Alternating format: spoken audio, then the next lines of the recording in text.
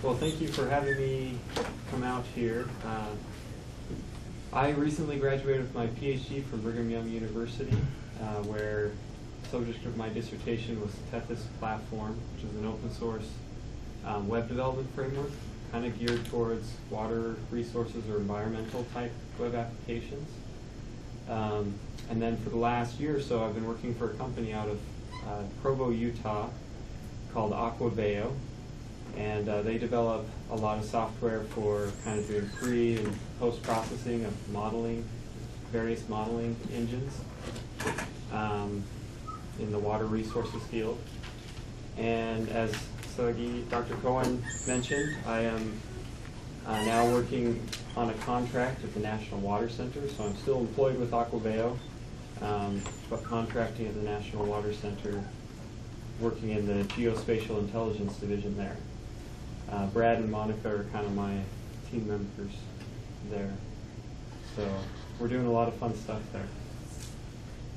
So today I've titled my presentation Interactive Science, the Transformative Role of Web Applications. And later as I was working on it, I decided to put web in parentheses because I learned a lot of interesting things, and these things kind of evolve as you go. And this, I've never given this presentation before, so you're my test audience on this. And it's a little different than what I have been doing for a little while. So I hope you'll enjoy the stuff I've pulled together. But I think it's really interesting and has a big impact on the activities that we participate in as scientists and how we convey those things to the public and also to others in our organizations. Let's see, is there a clicker or I just have to arrow? Yeah, go into presentation mode. Yeah, thank you. Great. Maybe I'll just hold the mouse up here. So I started this out with this idea of seeing where we are at currently and where we've come in the last decade or so in terms of internet and mobile use. And I found a lot of really interesting statistics. So this diagram, for example, is displaying the change between 2000, so the millennium, and 2015, and it's compiled by the International Telecommunications Union, which is under the United Nations. So, and it's really quite surprising.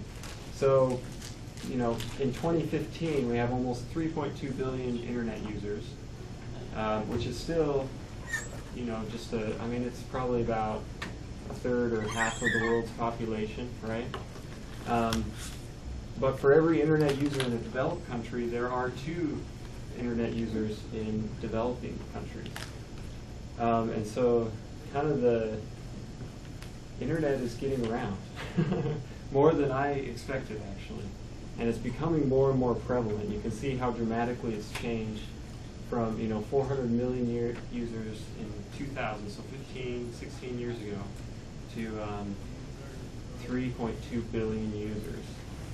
And I think we all kind of feel that, certainly in our day-to-day interaction.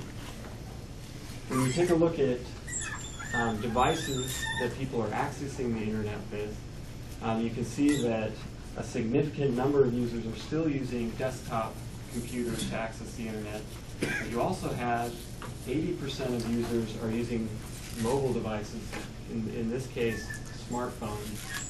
And about half of internet users are using tablets to connect to the internet. And so we're really in this multi-device world, right, where you can't just plan on users accessing anything you put on the internet on one platform.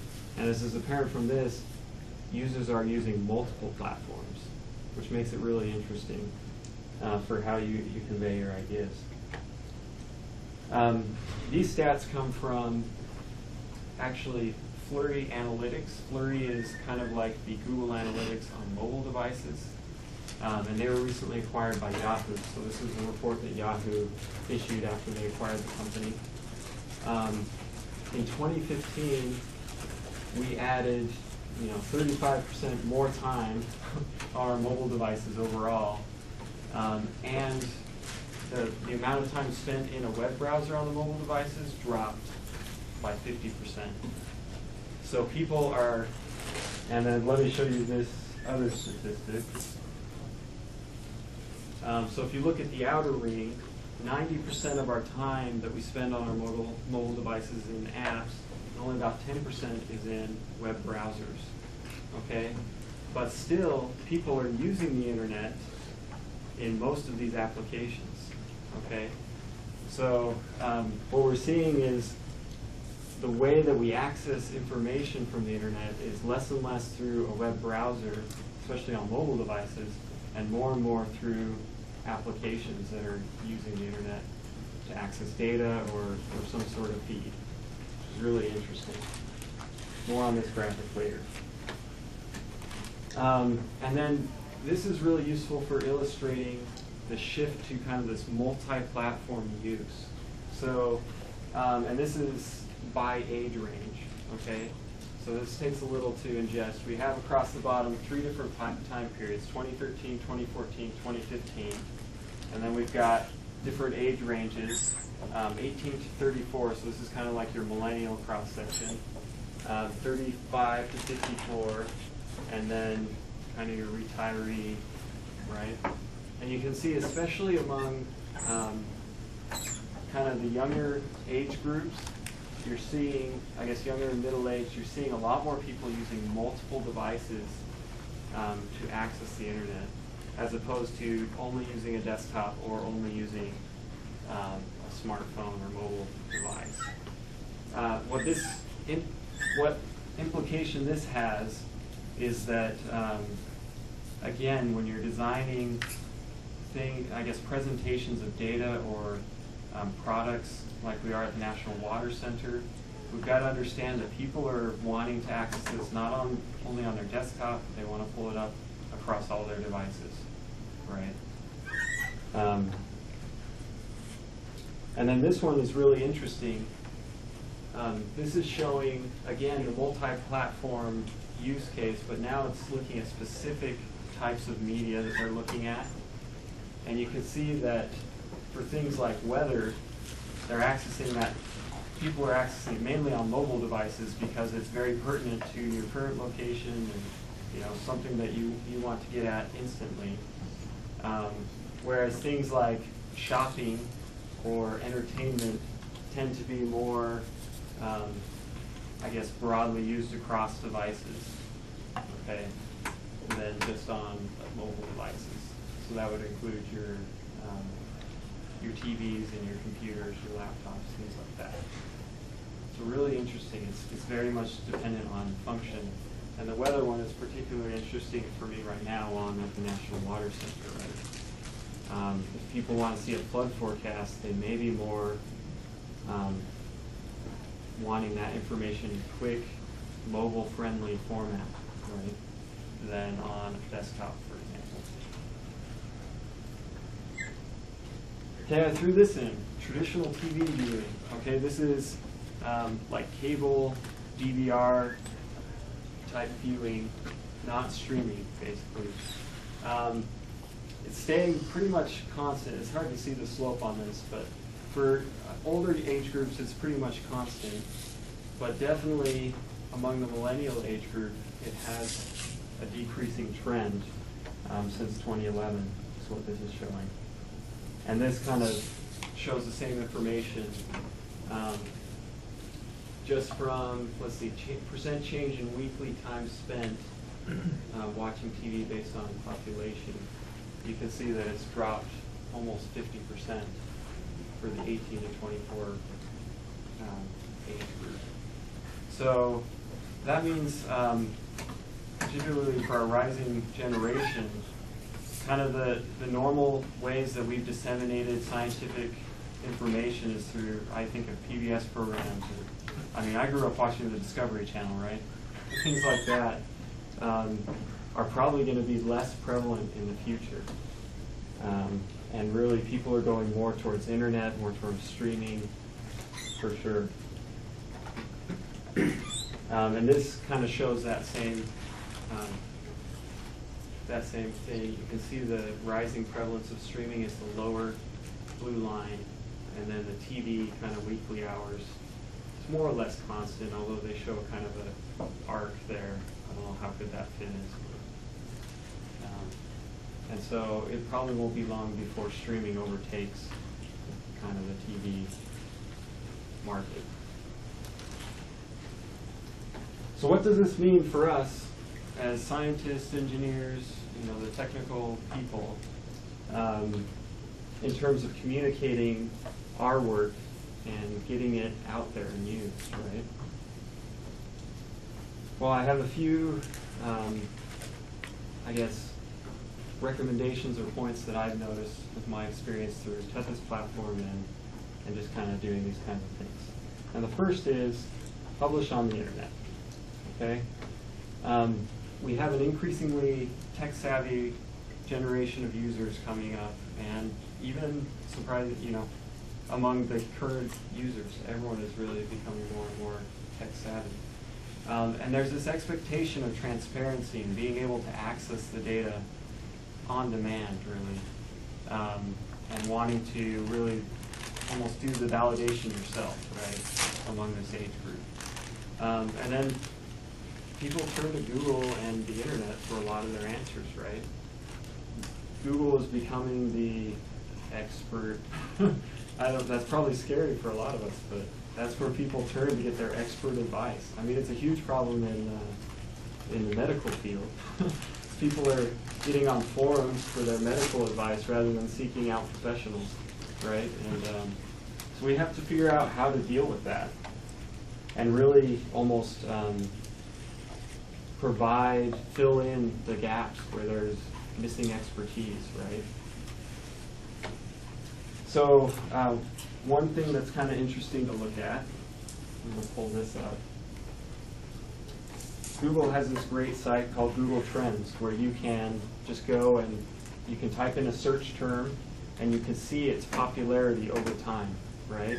So I did a quick search on flooding, and you can see it peaks frequently. If we look at some of these and drill down, one of these peaks was a smaller peak, but recent, was in January. That's when the California flooding was occurring.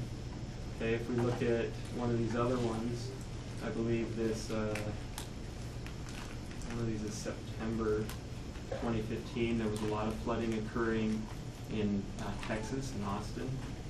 And even back here ways in 2013, September, that's when the Colorado floods were occurring, right? So we can almost get a pulse for what is going on just through what people are searching for.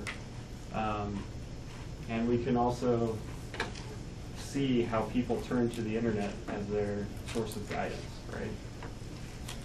So that's kind of a fun thing to explore.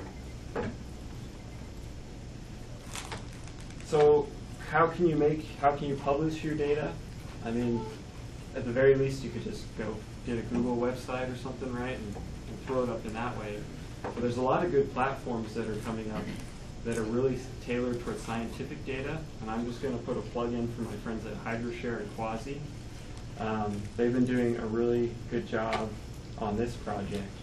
For those of you who are not familiar, HydroShare, I heard stated their original goal was to make the YouTube of water data, as funny as that sounds, but it's really kind of a novel idea.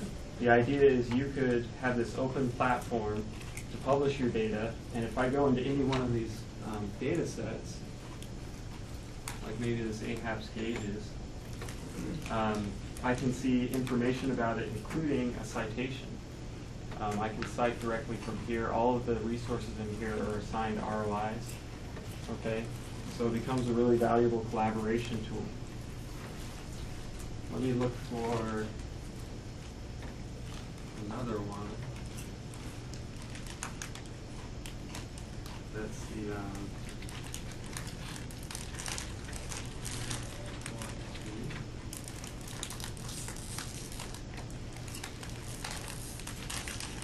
so in addition to providing kind of access to the raw data, HydroShare has been coordinating with Tempest platform.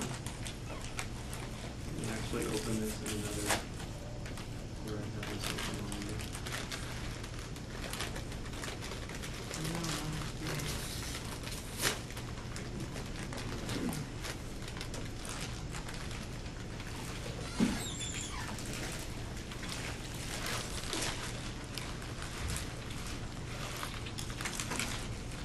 Really nice kind of background noise going on. It's very unique environment. So they've been teaming up with Tempest platform to provide applications for viewing the data as well online. So you can get right in and start visualizing the data. So in this case, this is kind of a mashup type thing, where I guess my colleague Sean Crawley has pulled together some various shape files and the DEM data set to illustrate how HydroShare could be used as kind of a pretty robust GIS visualization tool. So very fun stuff going on there. Let's see, how do I get back? Okay. If you want to stand up your own type of HydroShare type server, I've got some experience with CCAN, and it's kind of the same idea, but the idea with this one is rather than having a centralized portal, you could install this on your own server. In fact, data.gov is an instance of CCAN. So kind of the same idea though. So you could stand this up for your own organization. So publish on the internet. The second tip is make your presentation interactive and visual, if it applies to that, right? We come back to this graphic, and I'll just highlight a few things. Almost 35% of time on our mobile devices is spent in entertainment and gaming. Okay? And then the other, 30 or so percent is in social media. People like to interact and they like to play around with things, okay? And it probably is attributing to the shrinking attention spans of a lot of people. But the more we can do to make things interactive and easy on the eyes, the better I think we can convey our important messages. And so this is where I'll put the plug-in for Tempest platform. Tempest platform has grown now since I graduated into kind of a standalone open source project, and it's slowly gaining momentum. We've got a growing user base and several partners that are kind of sponsoring its development and ongoing maintenance that are listed here.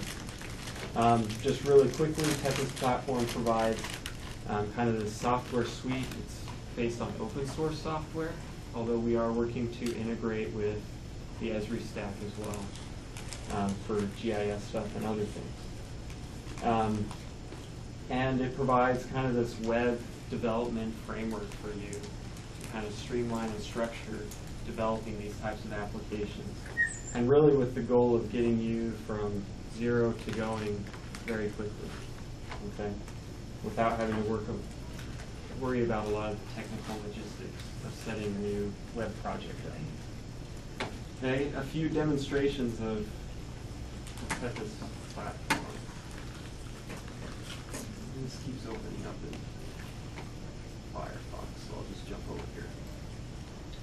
So this, I probably need to find a different application because I always show this one off. It's called Canned Geisha, and it's really meant to demonstrate some work that my colleague Herman Dolder did at Brigham Young University, in which he was working with this model developed by the Army Corps. It's a hydraulic model called Geisha.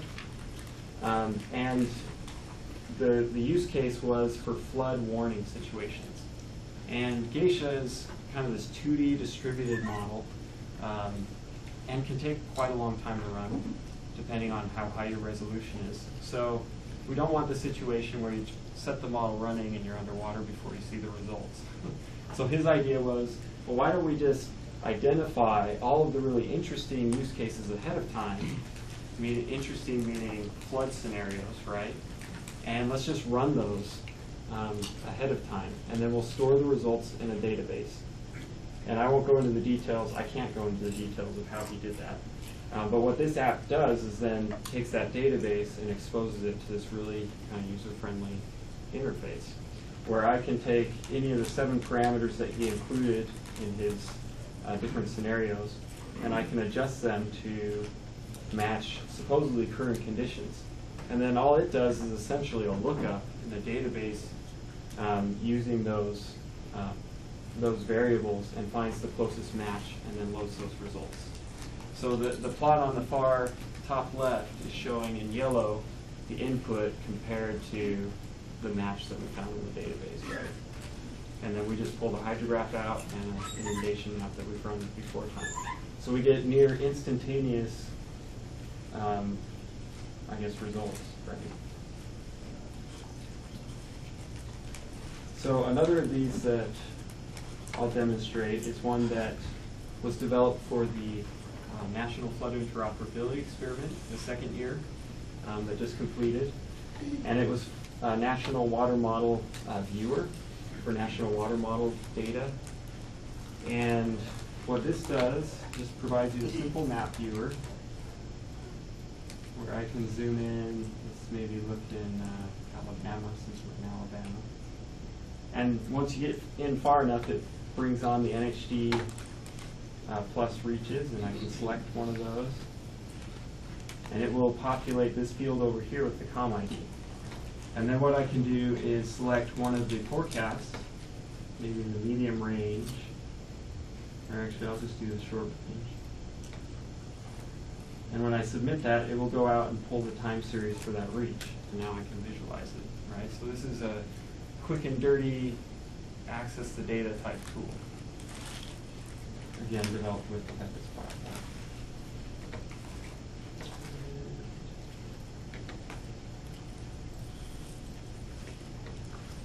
Okay, but I'll also throw in the plug for Esri. For those of you who subscribe to Esri products, they have a really robust development suite of tools that includes SDKs for Android and iOS, so your mobile devices. It includes SDKs for desktop computers, including macOS, Java, .NET, and Qt, which is a cross-platform tool. They also have development kits that allow you to extend ArcGIS like they've had for a long time, right? So you can really develop quite a robust set of tools, again, on that multi-platform scale using Esri projects. And for a lot of organizations, that works well. There's also ArcGIS Online, right? And I assume that many of you are familiar with that, but this is showing one of FEMA's data sets that they've published on ArcGIS Online that's freely available. Okay. And then there's the experimental tools. I mean, there are a wide variety of really cool visualization tools out there. This one, my colleague Scott Christensen shared with me. He's not responsible for it, but I guess he reviewed a paper on it recently. Very cool. So this group out of ASU is using an NSF-sponsored grant to create really cool, very dynamic video. These are 3D vectors, hard to kind of see. And they're using video codecs to transfer at really high rates, and so you get a nice, smooth visualization. So very cool. So if you spend some time, you can really find some great ways to make your data, your research, quite user-friendly and interesting. Not that it's not interesting already. Don't take that the wrong way.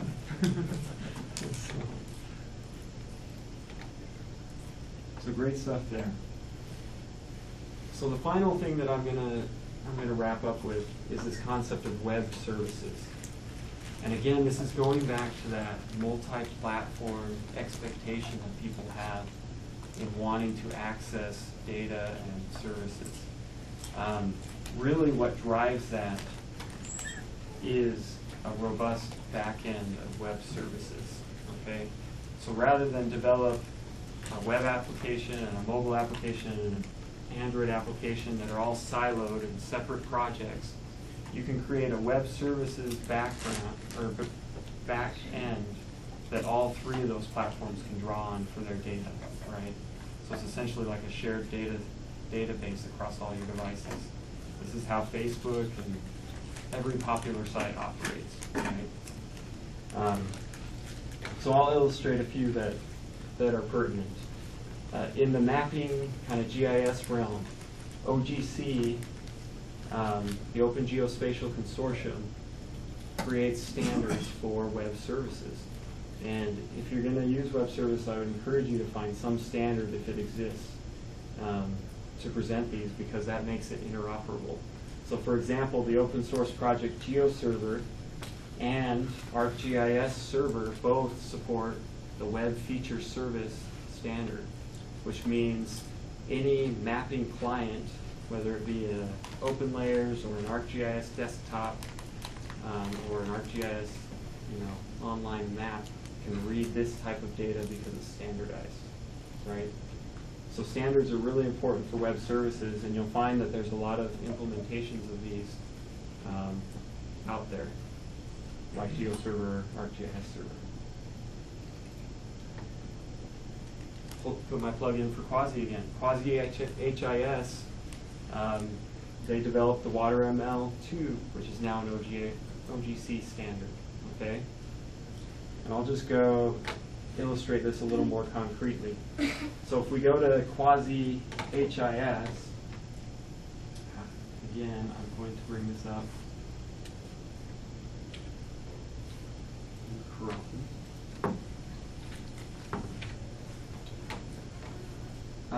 We can see there's a link here for their web services API. And they're really small, so I'll zoom in. And it doesn't look like much. I think there's a lot of, I guess the best way to think of web services is it's just a bunch of functions that you can call through a web browser, or basically using web endpoints, right? And because it's using the standard of HTTP protocol, it can be called from any programming language virtually, and any development platform, which makes them really versatile.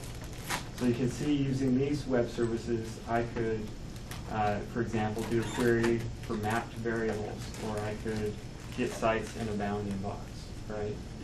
And I could write up a Python script to do this. I could write JavaScript in a web application to do this. The sky's the limit. As it turns out, HIS Central uses their own web services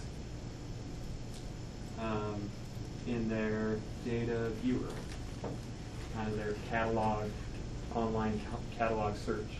If you're familiar with Hydro Desktop, this is kind of the web version of Hydro Desktop that allows you to search all of the connected quasi-catalogs or servers. And again, it's using these web services underneath. So I can zoom into a particular area and then select a keyword, like maybe air temperature. And then I could narrow down to specific data services if I wanted, and then search them in. Okay, and it will pull in all those data sources that are being published here. All powered by web services. Okay. And then in the last couple of days, I've just been playing with USGS's web services. And I think this is something we're trying to mimic in terms of providing services for the National Water Model. Okay. So they have a number of RESTful web services that you can access, including site service, instantaneous values, daily values, water quality, and other things. And so if I go into one of these, like maybe the city value service, they have this cool test tool, and I can go through and using this HTML form, I can parameterize. So I could put in my own site number, and I could put a start date, maybe beginning of the year. Okay, and pick site types and all that, and then I can generate the URL. This URL is essentially your function call on the web service. Okay, so if I execute this, it's going to go out and grab, if you see right here in the top corner, WML2. So it's returning the results as WaterML data. Okay, they're using a standard. So this makes it, again, really versatile. I was on here earlier this week. I wrote a script to pull off site metadata for things that we were doing at the Water Center. And so when you provide your data through web services, it becomes accessible to third parties, and you'll see your work grow a lot more rapidly. I mean, Apple and Android really figured this out by providing APIs to developing apps on mobile devices. And you can see how that took off, right? It's the same sort of idea. You're kind of providing the API for your work so that people can develop it on top of it and develop services and products. Okay.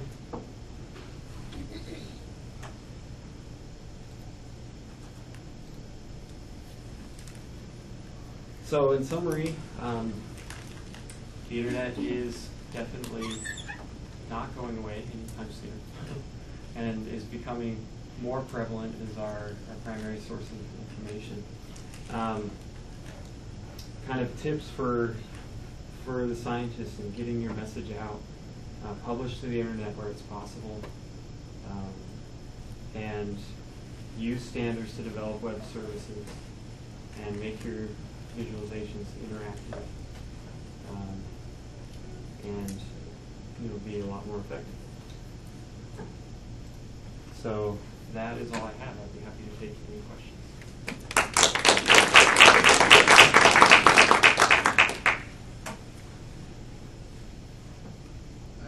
Yeah. So when you want your, so I know Tethys, for example, correct me if I'm wrong, or at least the HydroShare, you need a login, right, to view it. Yeah. Tethys as well, right? So you can go without. Yeah, you can configure it without it. Yeah. Because and I know ArcGIS, for example, they also have sometimes limits on who can access or how much you can put in, right? So right. What I think is, if you want to put something that everyone can view, you don't need to log in, you don't need to worry about any of that. What do you think is kind of the best approach?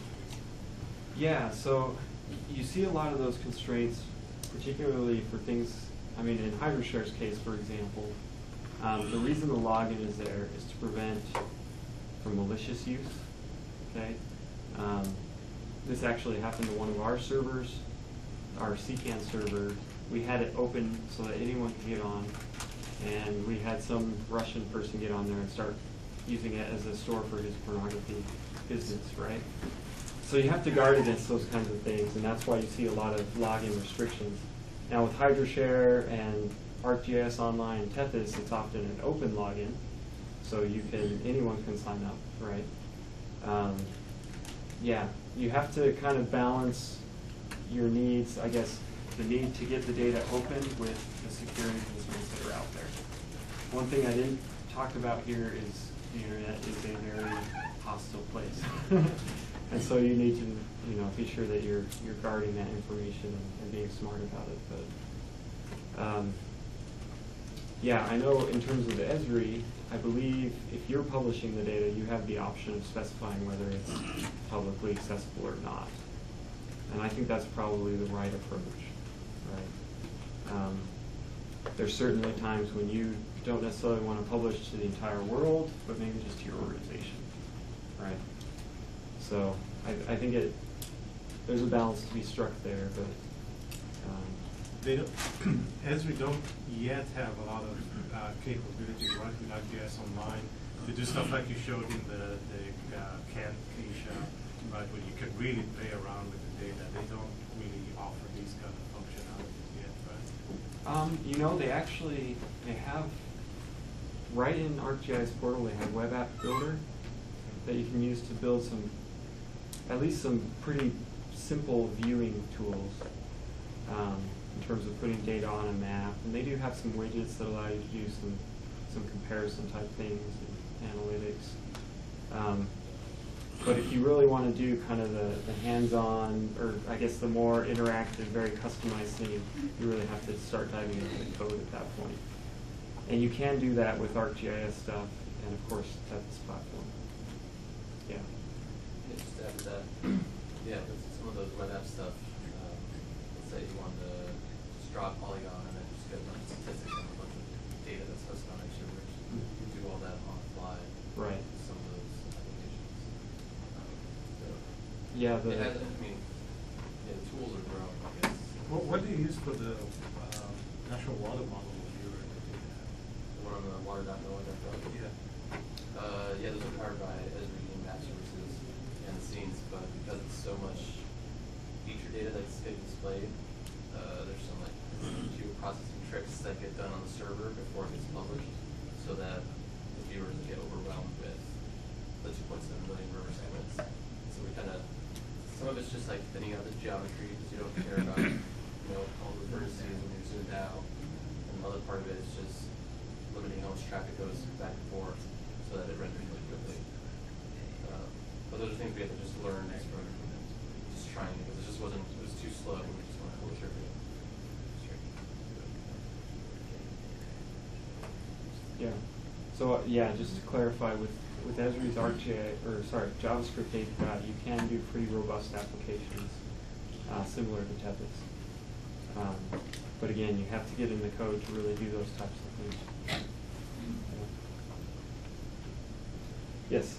So this app is going to run on the client side or server side? Because if it runs on the server side, and if there is no company, then there's the issue for it, the issue for the provider.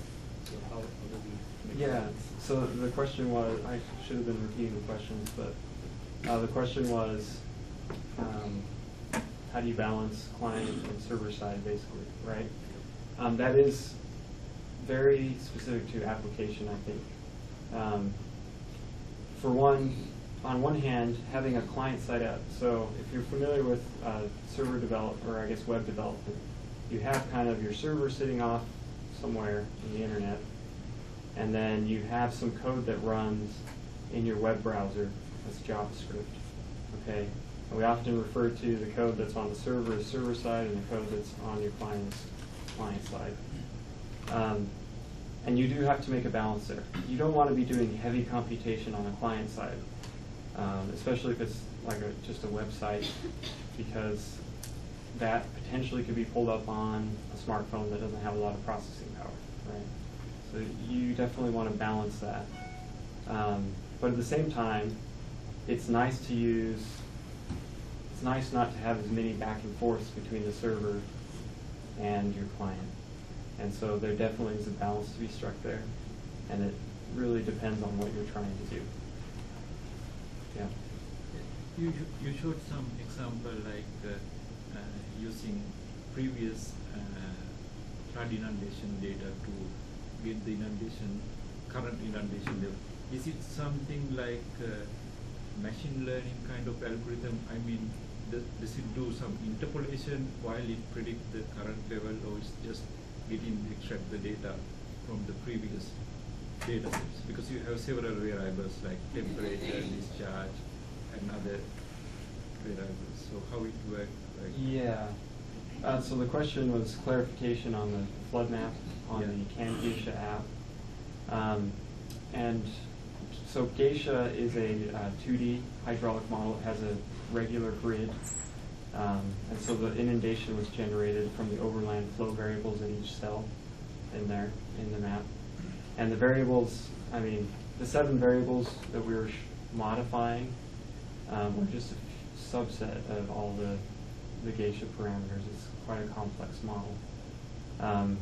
so we basically held everything else constant, and we were just varying those 7 parameters that, in this case, it was just a case study, so we didn't do a lot of research to find out which variables we should select, right? We didn't do sensitivity studies, we just kind of wanted to illustrate the concept. Yeah. So, but there was no interpolation or anything going on. It was basically just the water level on top of the grid cells that we used to generate the inundation.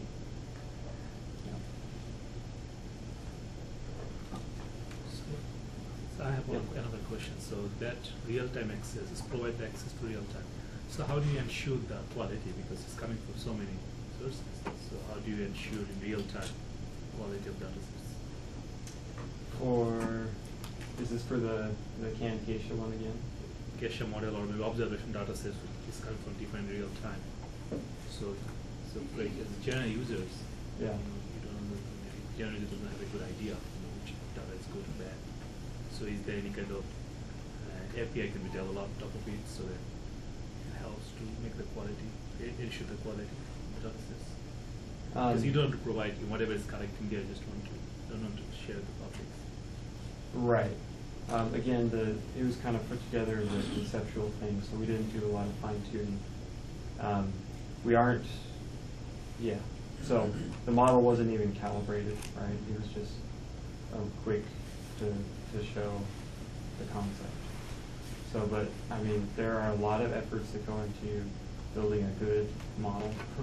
So no, my only concern is that is data sets are everything is not available in real time. Most Yeah. evolution on is available in real time. But for sometimes general users, it's difficult to interpret that, Yeah. and whether it's reliable or not. Because having this information too much in real time and without knowing the quality is a challenge for the users. Sure. Which ones to rely on? Sure, and I think that's where there's a lot of opportunity for professionals and to exercise their judgment in developing products for end users, right? So, yeah.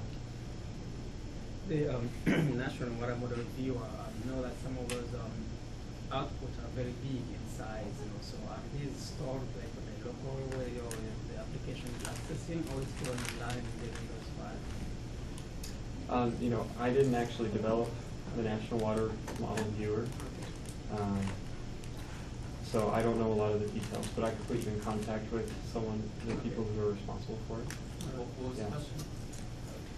Like the way it's accessing the data, is the national water model output saved on a local database, or it's accessed from there, or it's actually downloading the data directly from there? Yeah, so in that particular case, the data is mirrored to the servers on the Red Sea supercomputing system down in North Carolina. Okay. And they have a smaller archive of data that they save. So I think for the real-time data, it's like 3 or 4 weeks, or 2 or 3 weeks worth of data, so you can actually go back and look at previous forecasts. And then I think there's efforts for the flow specifically to archive analysis data in perpetuity. So, or at least for a year or something like that, I don't know. But yeah, that's all local to the server. That's why it's fast. So if you want a forecast that's not already saved, then you have to go online. Right, so there's a delay, right? Well, I mean, even the data gets on nomads. Right. From the NOAA server, there's like an hour and a half delay from real time when the forecast gets output. And then there's whatever delay it takes to mirror that data back down to Red Sea. Right. So, yeah, near real time. So, yeah. And mirror is just a fancy word for copy. I think it looks nice. Sounds nice. Yeah, but because they copy it locally, it makes it have a pretty good response That's time. what I was waiting for. Because the medium range takes a long time. Yeah. For my local machine, it takes like 12 or 13 hours at least to download the data sets. Yeah. One thing we are doing is when we upgrade to version 1.1 in April, the size of the files are going to be dramatically smaller. So I think total right now we generate like 500, 600 gigabytes per day, and that should go down to about 200, 300 gigabytes per day total.